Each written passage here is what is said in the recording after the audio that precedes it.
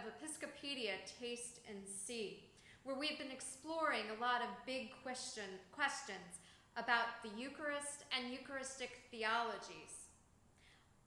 A lot of our questions are much bigger than the answers that we can know on this side of eternity. And in this moment in time, in this COVID moment, we have been encountering new questions, hard and potent questions that go directly to how we embody and how we enact our theologies of communion. Today we're going to explore some of those questions, and we're going to explore the Iona Invitation that those of you who've spent time with me as a priest at table are familiar with as the way that I invite people to Holy Communion. And then we'll leave you at the end with a whole lot of foam on top of the cappuccino questions about what we're doing right now in this time and what comes next. If you don't already know, I'm the Reverend Jane Gober. I'm the rector here at Christ Church. And this is Episcopedia, Taste and See. So theology. Theology means words about God. Every person who's ever uttered a word about God, even if it's inside their head, is a theologian. What God does, how we know that, and what our relationship is with God and creation, because of what we know about God and God's intentions, it's all theology. And every Eucharist is an expression of practical theology. Practical theology is the embodiment and the enactment of both explicit and implicit understandings of theology. And in this case, in the Eucharist, explicit and implicit theologies and understandings of the Holy Trinity, of God's intentions in creation, why Jesus matters, and how the Spirit empowers transformation among us. The most strident theological debates about communion tend to center around what happens at the table, what happens at the table with the core materials, bread and wine, and the body of the presider. Even when the primary intention of Jesus seems to be more about what happens in the discipleship community. All Anglican churches affirm the theological principle of real presence of Christ in the Holy Eucharist. And this crucial detail is actually very important to our ecumenical relationships, especially with the Lutherans, the Roman Catholics, and the Orthodox churches. This core commitment to real presence, it can mean by the power of the Spirit, it can mean by the faith of the receivers, or it can be by consubstantiation. Where the difference lies is in the body and life of the priests, and actually, more importantly for our ecumenical agreements, the bodies and lives of our bishops. However, the reality that we continue to find restoration in Holy Communion, that we find union with Christ and with others and with eternity, has an impact on the lives of every community that practices it.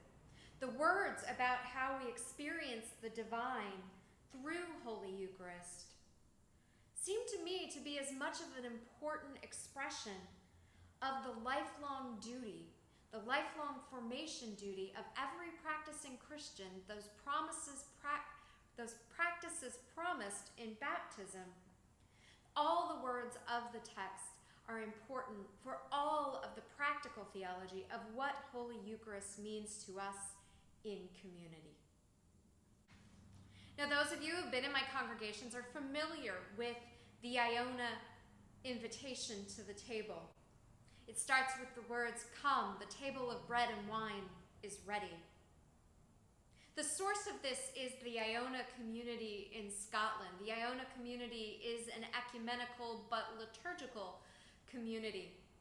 And a priestly mentor of mine introduced me to this invitation, and I continue to use it I continue to use it because my experience as a priest and as a pastor is that it is a vivid articulation in words about the practical sacred experience of Holy Communion. So we'll walk through these words phrase by phrase. First is come. The table of bread and wine is now ready.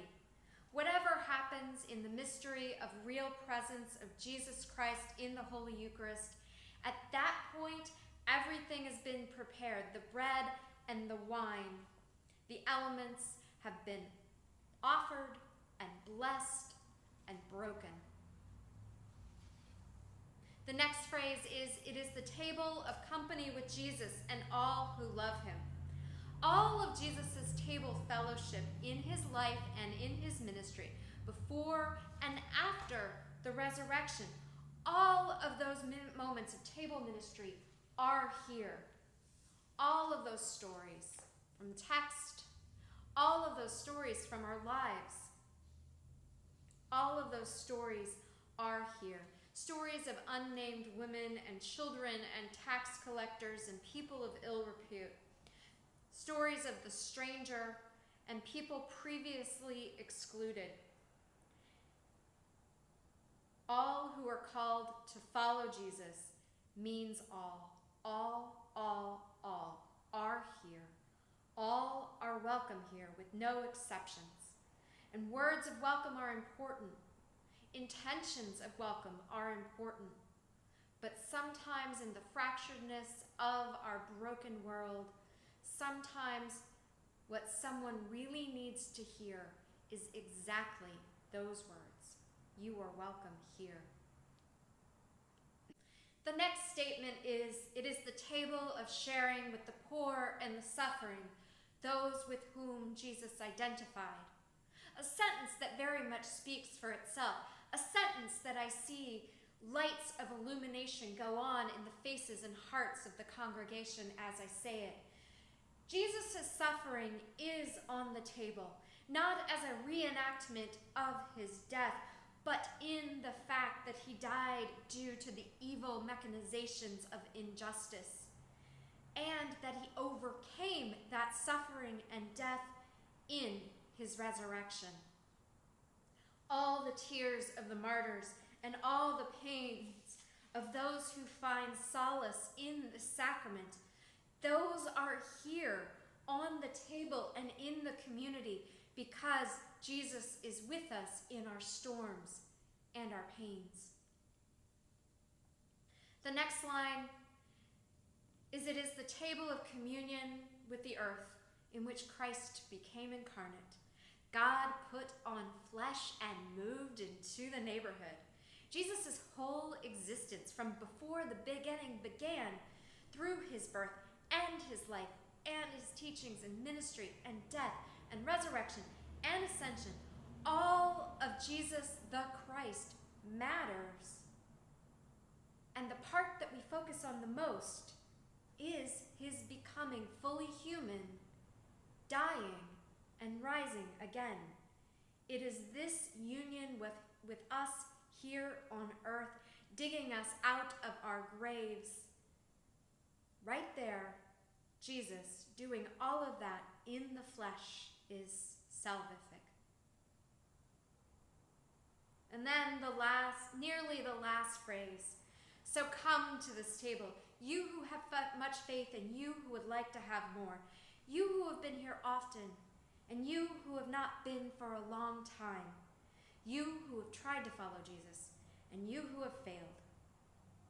Every single one of us are in that statement, at different phrases in our lives, at different moments in this very morning. All of the faith, its completeness in its doubts and in its stumbles, all of the faith promised in baptism is recommitted to in Holy Communion.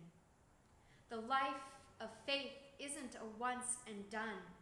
It is a lifetime of complicated relationship, authentic, real, true relationship with Jesus and all who follow him in all of their foibles and failures and successes and hopes and dreams. and all of the rest of the world as well, and those who came before us and those whose lives we haven't even dreamt of yet. Whatever happens in the efficacy of this sacrament, it does foster more faith, deeper faith, and a change in us. I've been amazed for 30 years at how effective the shift towards Holy Eucharist as a regular Sunday practice in this church was. And I don't think it was because the change was managed well. I think a lot of it is because of the efficacy of the sacrament. What Jesus has promised at the table is true.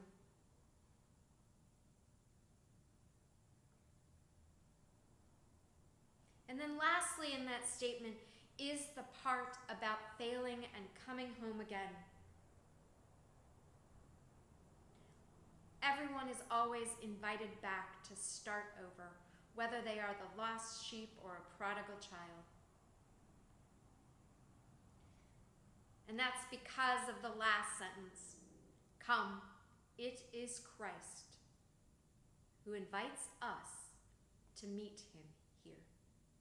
We meet Jesus at Holy Eucharist, the real, true, substantial presence of Jesus is here.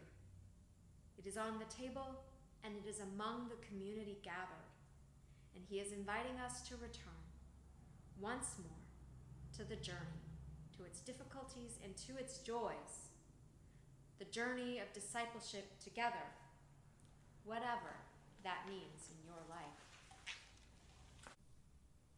We have so many questions, and some of those questions are uncomfortable for both the uber orthodox and the very flexible. I trust that the Spirit of God is doing a new thing with us, but I also know that the discernment of this new thing is nowhere near even a static point, much less a decision. So, the foam on the top of the cappuccino questions that are weighing on me right now? Well, Common Cup. Common Cup is something we've been stridently committed to, but maybe the risk has always been higher than maybe we should accept. And so, what are we gonna do about that? I've spent quality time making fun of some of my friends for the little communion cups. Who knows? I don't know what we do on that. The next is spiritual communion, receiving by seeing, is it a real thing? I talk about my fandom of sports, and I'll talk about how we are doing so well, even though I'm never on the field. I absolutely have places in my life where I experience connection and union and participation by seeing alone. But on the other hand, if I show you a picture of me on the London Eye, and then I tell you that you've been on the London Eye too, do you really experience it that way? Is it the same thing? And what about how right now only the priest is consuming the wine? I'm doing it on your behalf. I pray that every single time. But what does it mean that I say that the wine is ready for you and you aren't given it? Next question, big question, is can a priest consecrate bread and wine across a great distance through the interwebs? Our Episcopal answer has been pretty firmly a no. I have ecumenical friends, though, who have done it. And they tell me about what a meaningful experience it was for them and for their congregations. Now, they have a very different understanding of what happens in Holy Communion than we do. But frankly, I heard him, but it made me shiver. And then I think, well, I offer a blessing over the interwebs every single week, what's the difference? Is it about touch? And if the blessing is ultimately about God's action and not my action, then, and it's just an outward signal in the touch, well, like I said, there are a lot of questions. You can go down a whole rabbit's hole of questions. And then the one that really perplexes me is, well, one where, oh, wait, the cat's already out of the bag.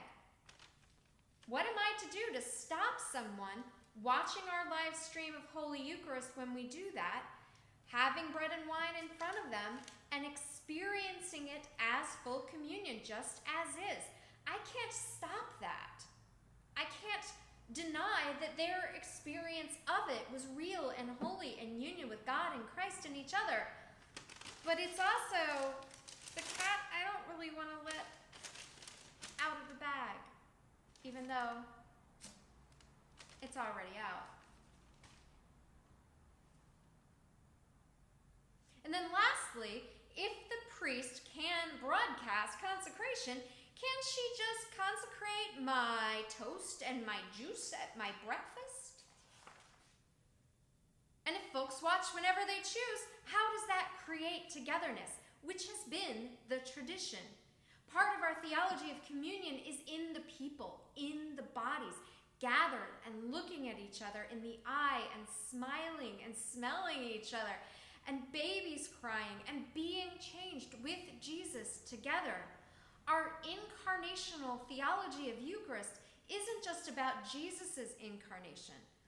What does union with God in Christ, in community, through the sacraments mean when together apart is the safest reality?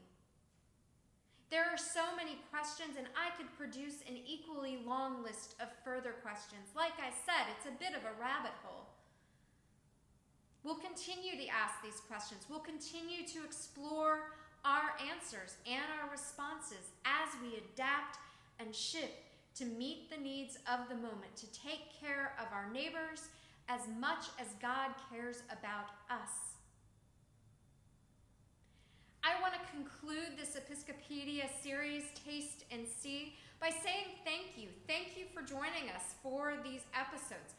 I hope that some of them have offered you some enlightenment, some new reflection, maybe even raised some questions in you. Someday in the future, I hope to have a part two where I can enter into dialogue about all of these parts with some of my colleagues who may hold very different interpretations of what they're doing as a priest at communion, at an Anglican communion table. I'd love to have that dialogue series. Maybe someday when it's safer. But until then, stay safe. Practice the best practices for your health and well-being and the well-being of those around you. Remember that Jesus loves you, is inviting you home in whatever that means, and to be so much more than kind. The world really needs it. So long.